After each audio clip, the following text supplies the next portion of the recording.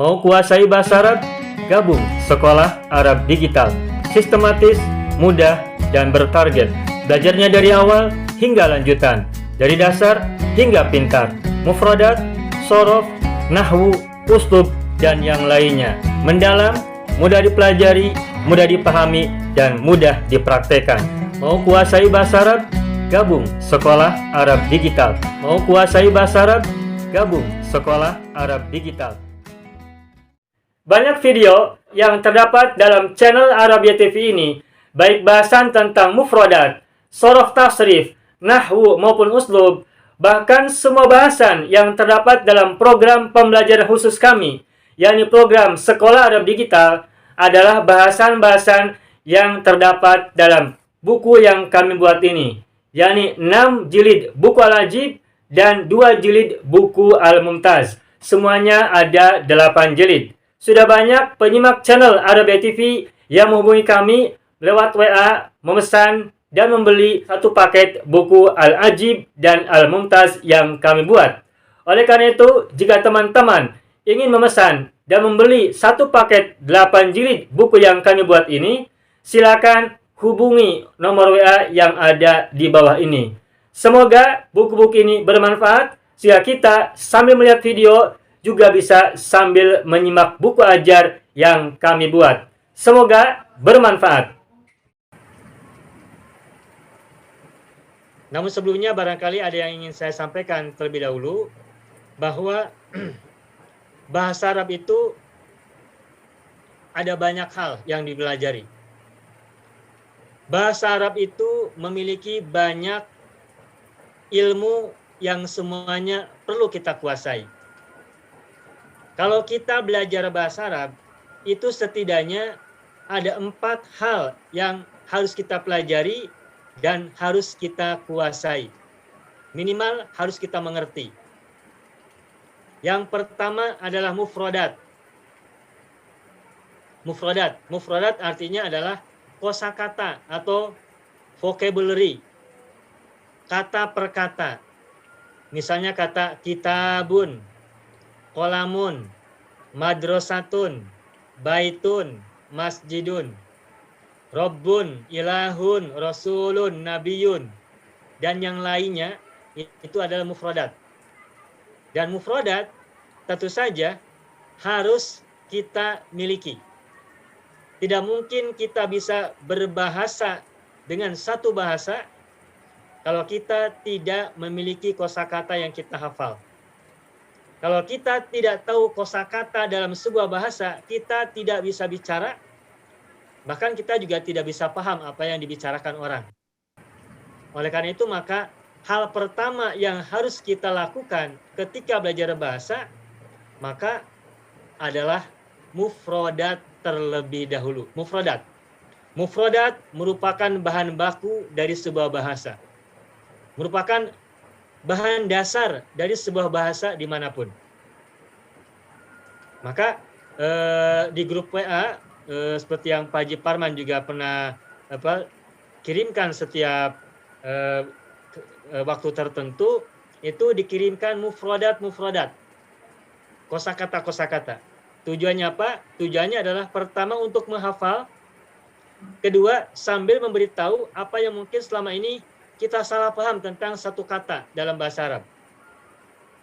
Baik perbedaannya maupun persamaannya, atau makna yang terkandung di setiap kata yang sudah kita pernah dengar atau yang akan kita pelajari.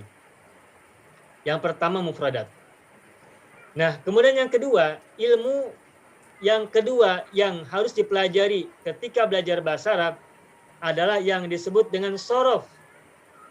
Sorof. Nah, apa itu ilmu sorof?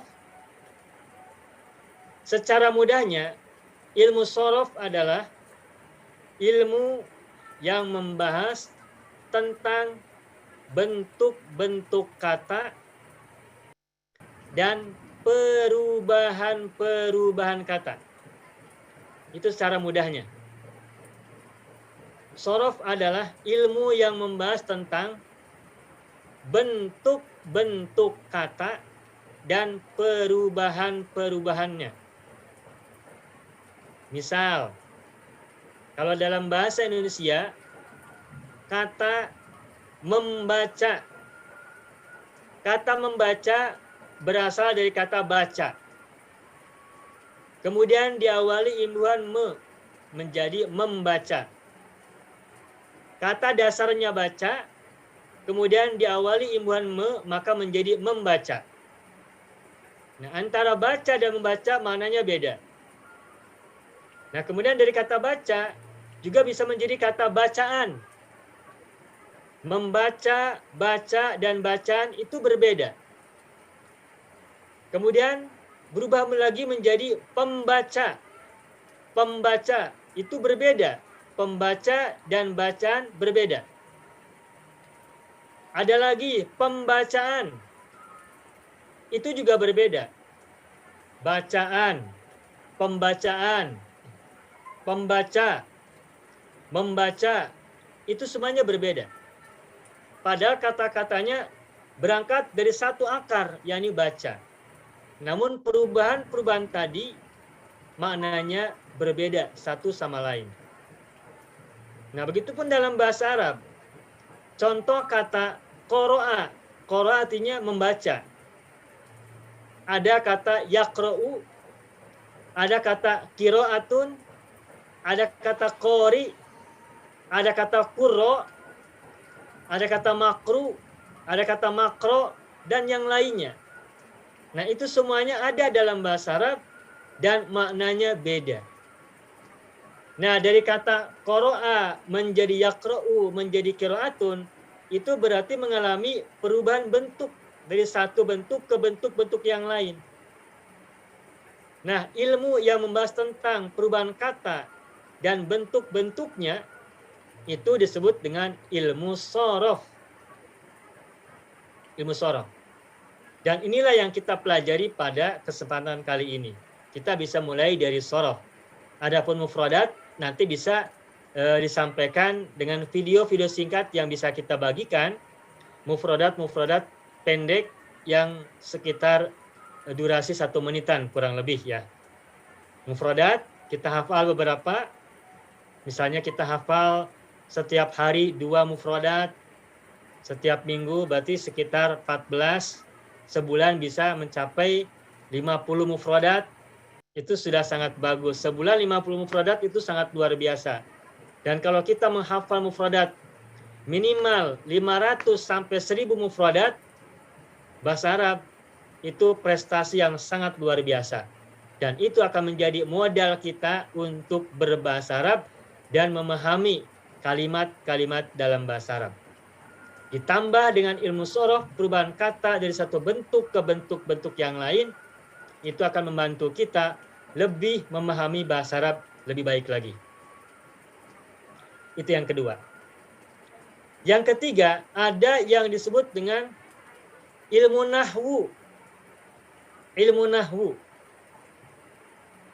Nah, apa itu ilmu nahwu? Ilmu nahwu adalah ilmu yang membahas tentang kedudukan kata dalam kalimat yang sempurna. Saya ulangi lagi. Ilmu nahwu adalah ilmu yang membahas tentang kedudukan kata dalam kalimat. Kedudukan. Kedudukan yang dimaksud adalah misalnya subjek, kata kerja, atau mangsa, objek, atau sebagai alat, atau menceritakan keadaan, atau yang lain-lainnya. Misalnya begini,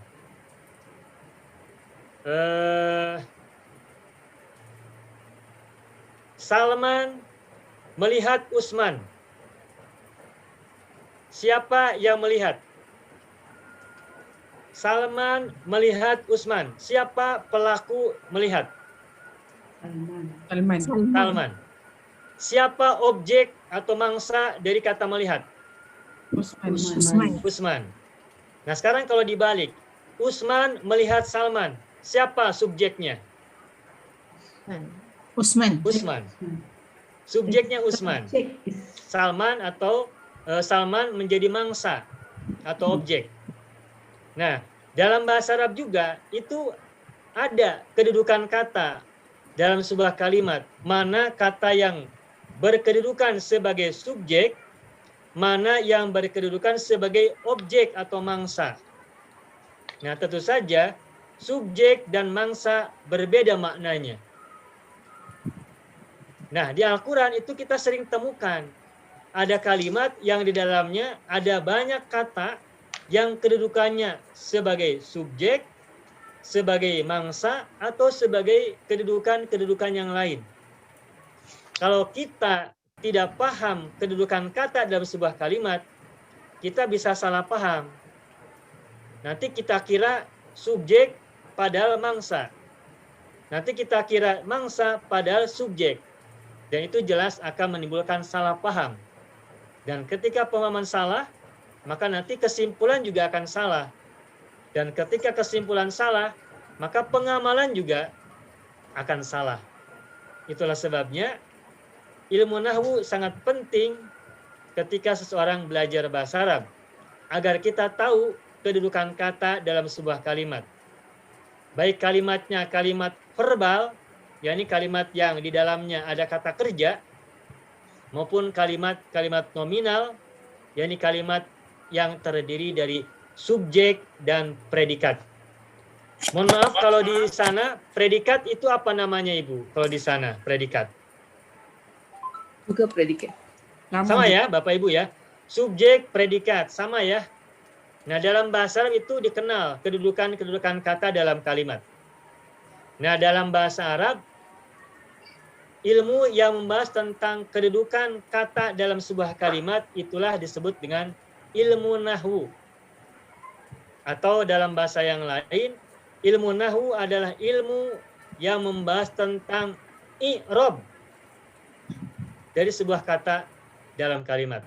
I'rab itu maksudnya adalah kedudukan kata dalam kalimat. Maka mungkin di antara Bapak Ibu ada yang pernah mendengar atau yang sering mendengar i'rab. Nah, itu maksudnya adalah bahasan tentang kedudukan kata dalam sebuah kalimat. Puan Ustaz. Ya Ibu. Ustaz, untuk para peserta dari Singapura, bila Ustaz katakan kalimat, Ustaz sebenarnya bermaksud ayat atau jumlah. Kerana di Singapura kalimat tu adalah perkataan. Jadi takut mereka bingung keliru. Iya. Ya, itu saja. Ya, makasih Ibu. Makasih banyak. Ya. Ya, baik. Jadi kata itu maksudnya kalimah ya, kalimat atau ayat. Sedangkan kalau kalimat itu adalah jumlah. Begitu Ibu ya? Iya, betul. Ya, baik. Nah, jadi kesimpulannya ilmu nahwu adalah ilmu yang membahas tentang kedudukan kalimah dalam sebuah jumlah. Nah, begitu. Ada kalimah yang kedudukannya sebagai subjek dan ada kalimah yang kedudukannya sebagai mangsa atau sebagai objek.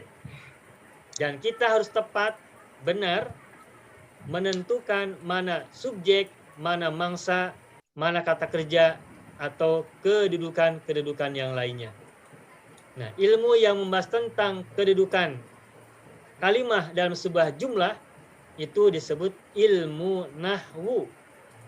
Ilmu nahwu. Itu yang ketiga. Nah, terakhir yang keempat, ini yang tinggi. Yang lebih tinggi lagi. Ilmu uslub. Yang keempat disebut dengan ilmu uslub. Apa itu ilmu uslub? Ilmu uslub adalah ilmu yang membahas tentang seni dan cara mengungkapkan pikiran, mengungkapkan gagasan dalam kalimat yang benar dan baik juga fasih menurut orang Arab. Saya ulangi lagi, uslub atau ilmu uslub adalah ilmu yang membahas tentang seni dan cara merangkai gagasan atau pikiran dalam redaksi kalimah atau redaksi jumlah secara benar, secara baik, secara fasih menurut orang Arab. Bukan menurut orang Indonesia, bukan menurut orang Singapura, bukan menurut orang Malaysia atau yang lainnya. Tetapi baik, benar, dan fasih menurut orang Arab. Karena yang kita sedang pelajari adalah bahasa Arab. Saya pernah contohkan misalnya, saya harus belajar bahasa Arab. Nah, bagaimana bahasa Arabnya? Saya harus belajar bahasa Arab. Saya ana. Mufradatnya kan saya itu ana. Kosakata saya adalah ana. Harus, bahasa Arabnya adalah la budda. Belajar, bahasa Arabnya adalah ta'allama ya ta'allamu. Bahasa Arab adalah al-lughatul arabiyyatu. Nah, sekarang bagaimana cara merangkai kalimah-kalimah tadi agar menjadi jumlah yang sempurna, benar, baik, dan fasih menurut orang Arab? Nah, itu ada ilmunya. Dan itu dibahas dalam ilmu uslub. Bukan dibahas dalam ilmu sorof, bukan dibahas dalam ilmu nahwu, juga bukan dibahas dalam mufradat. Meskipun kita tahu mufradatnya apa, meskipun kita tahu bentuk katanya menurut ilmu sorof apa, meskipun kita tahu kedudukannya dalam ilmu nahwu apa, tapi kalau kita tidak bisa merangkai dalam kalimat, maka kita akan kesulitan untuk berbicara, untuk menulis, bahkan menyimak, mendengar orang Arab berbicara. Mau kuasai bahasa Arab? Gabung Sekolah Arab Digital. Sistematis, mudah, dan bertarget. Belajarnya dari awal hingga lanjutan. Dari dasar hingga pintar. Mufradat, sorof, nahwu, uslub, dan yang lainnya. Mendalam, mudah dipelajari, mudah dipahami, dan mudah dipraktekkan. Mau kuasai bahasa Arab? Gabung Sekolah Arab Digital. Mau kuasai bahasa Arab? Gabung Sekolah Arab Digital.